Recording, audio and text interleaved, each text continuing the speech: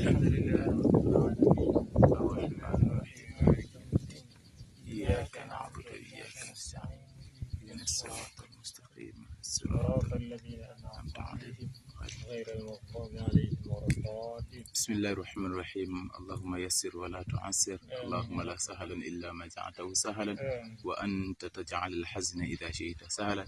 وصلى الله على سيدنا محمد وعلى آله وصحبه وسلم.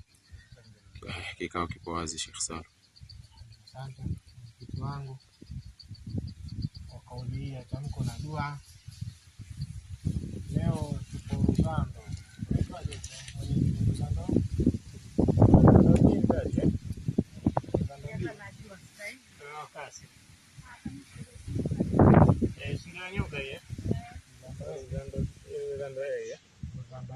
Leo tuko Ruzando hei.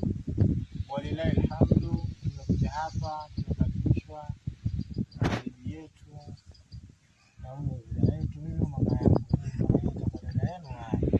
Sisi dada yetu. Mimi dada yenu, mimi mama yangu, mimi huyu bibi yangu. Walilahi alhamdu. Kuna haya Mwenyezi Mungu anasema, wama tuqaddimu li anfusikum min khairi tajiduhu inda Allah wa khairan wa a'zama ajran. Astaghfirullah, inna Allaha ghafurur rahim. Kwa hiyo aya inazungumzia habari za kutoa, na chochote tunachokitanguliza katika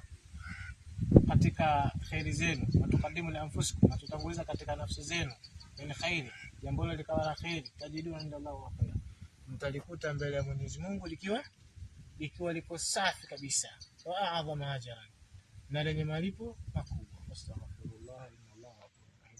Kwa nini nimeisoma hii aya, ndugu zangu ni katika imani? Kwa sababu leo mama yetu, bibi yetu ameamua kufanya biashara na Mwenyezi Mungu. Waman yaqridullaha qardan hasanan, ameamua kumkopesha Mwenyezi Mungu mkopesho uliokuwa mwema. Ameamua, na mtu mwenye kufanya hivyo afilisiki. Mtu mwenye kufanya hivyo afilisiki. Amefikiria leo hii kesho yake itakuwaje, akaamua kufanya hivyo. Bimaana kwamba bibi huyo tulomtembelea hapa hii leo, kwa ridhaa yake amefikiria, ameamua akiwa na mwanawe kulitoa wakfu eneo lake, ambalo eneo hilo angeweza kuliuza akala ugali na wanawe au akamalizia nyumba yao. Lakini ameona si lolote si chochote kumaliza nyumba ama kula ugali, katafuta samaki mkubwa tasi. Akaona hapana, mimi ngoja nimkopeshe Mwenyezi Mungu mkopesho uliokuwa mwema. Na sisi Jamiatul Rahma tumeitika, na mimi nikiwa kama katibu wake Salim bin Abdullah nimefika. Kweli nimeliona eneo, na kama mlivyoliona eneo kipindi tumelipima katika hatua za awali. Hivi sasa tunataka tupate tamko kutoka kwa mwenyewe, ambalo tamko hilo litakuwa ni kama hamasa ama chachu ya wengine ambao wenye mali zao wakaona bora wazitoe kuliko kuacha warithini.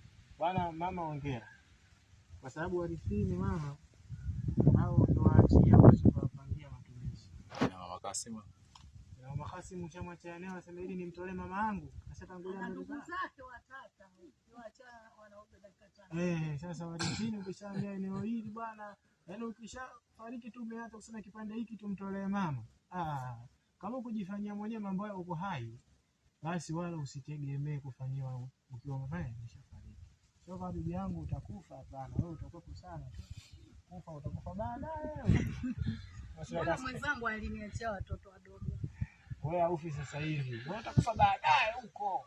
Kwa maana inshallah hata sisi tukipata ile eneo, tukijenga msikiti, bismillah inshallah utaswalia na wewe na utaona maendeleo. Sisi tunapenda hivyo, si ndio mashehe? Allahumma hai, Mwenyezi Mungu Allahumma amina. Sisi tunakuombea uhai kwa sababu gani? Tuombee uhai ili bado tupate khatima hasana, si ndio? Tupate mwisho uliokuwa mwema. Maana uhai unasababisha kupata thawabu. Kwa hiyo mama, karibu sasa na wewe uzungumze na Jamiatul Rahma Foundation lolote lile ambalo unataka kuzungumza kuhusu eneo hilo nimetoa sasa. Ndio. Kila napokuja nalia hapa, vikao tunakaa hapa, lakini manufaa hamna.